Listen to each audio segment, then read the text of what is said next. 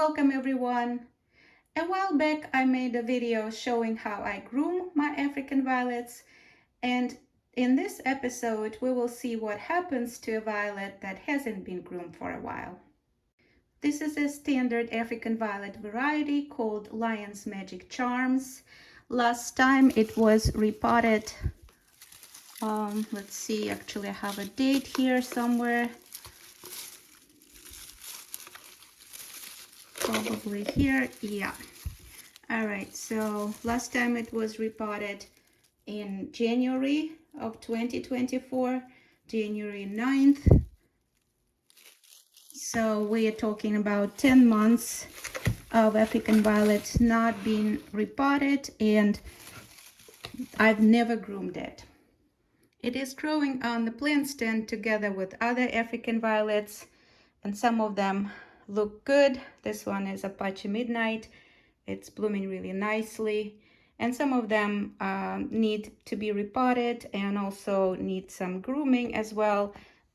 Cajun's Fair Maiden definitely needs some spent blooms removed, which is another to do on my never-ending African violet to-do list.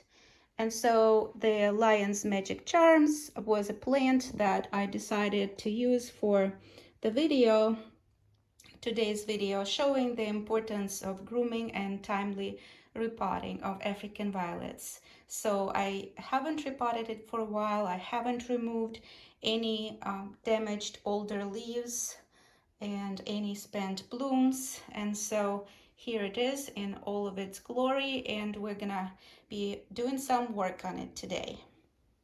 Being top watered, I used to forget sometimes to water it, and this room turning very hot during summer months, this violet has sustained some major leaf loss of the older leaves here on the bottom, and of course all the blooms that haven't been removed got dried out. Some of them even formed seed pods. Here is one seed pod, for example, which I'm very curious to bring to maturity and try and plant some seeds and see what grows out of them. I do have a systemic insecticide in my potting mix normally, so I know I shouldn't have thrips, but I also read about the other insects and like tiny spiders that we all have in our homes. They can also feed on pollen and also can pollinate the blooms just like thrips do, so I'm blaming it on the tiny spiders here. Here's another seed pod forming. So can violet that hasn't been groomed continue growing and blooming? As we can see, yes, it still keeps on blooming and growing, but it doesn't look good, it doesn't look healthy, and it doesn't look visually appealing. So today we will try and rescue it, and fair warning here, this video is not going to be for the faint of heart because there's going to be a major surgery performed called decapitation. So let's get rolling.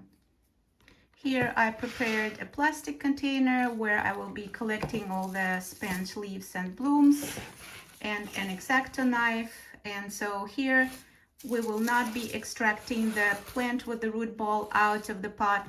We will be simply cutting off the stem, maybe remove a few leaves from the bottom so we can clear the path for the surgery here. And we can see better. And then with the X-Acto knife here, we will be going in and just cutting off the stem, holding the pot.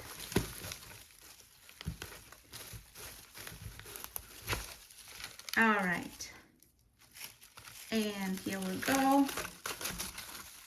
Here it is. So if we remove the leaves here, we can see that the stem doesn't look dark. There's still some roots here attached, but they're all dry. So we will cut it again after the cleanup to make a clean cut. But for now, let's move this pot away, and we will get this plastic pot here and we will be just removing all dead leaves or bloom stalks here. Which one did I want to save? This one with the seeds. All right, let's save the seeds. Maybe I'll make another video planting the seeds and growing African violets from seeds. You never know. I've always been curious, but I have never grown an African violet from seeds.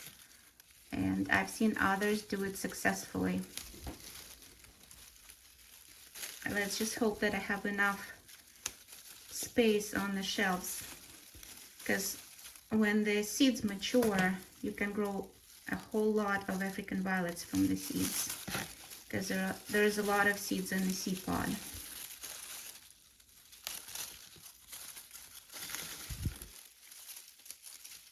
All right.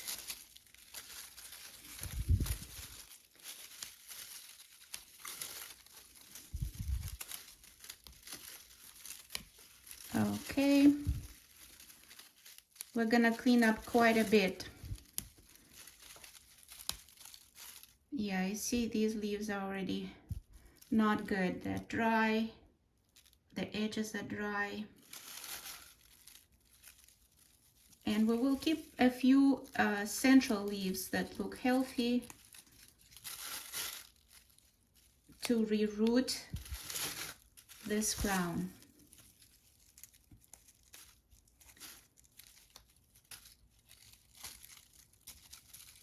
It's important to remove all the bloom stalks with all the blooms, so the remaining crown can focus on growing roots first.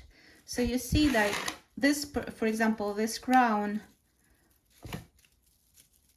looks viable, but of course the blooms still need energy to continue blooming. So we will remove them and let this remaining crown to focus on growing the roots first. All right, so let's see. Now, of course, we have a big mess here. Yeah, let's remove a few more leaves. This one, and this one, and this should be good to go. Maybe this one remaining. No, let's keep it for now. Although for symmetry, it needs to go too. All right, so this is good enough. And of course, all these pieces of the stems, they will need to be cleaned up. But first, we're gonna make a clean cut here to make it straight. And we will keep maybe this particular length right there. Here is what we have left. So this is the main crown with the stem that grew quite long, and after removing all the aged and dead leaves, we will clean it up a little bit, and I usually use the reverse side of the X-Acto knife blade, not the sharp side, so I don't traumatize the stem too much. This is a really robust grower, this particular variety, so it grows very strong and large, even though it's a standard, not a large variety. All right, so we clean them up and now pat dry. And now I'll just make one last cut here, a clean cut. And so usually I don't put it on the cutting board, because then all these leaves that I kept will break off. So I usually do it by placing it on some additional support here. Here we go. And voila. And just remove one last time. Make sure clean all the remaining particles of the skin.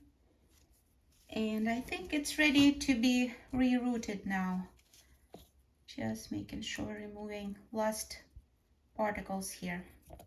All right, so normally I pot it straight into soil and put it in a propagation container or a plastic Ziploc bag, but today I decided I'll just root it in water.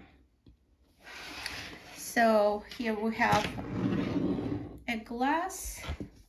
This is a stemless champagne glass with a narrow opening here. So I put today's label, 3rd of November 2024, and the name, just to make sure we remember when we started rooting it. And I place it in water like so, making sure not to cover the center of the crown with the water. Now it's ready to start growing new roots, and it should take about a week, 2 weeks, or maybe 3 weeks. So we shall see, and that will be part 2 of the video. Stay tuned.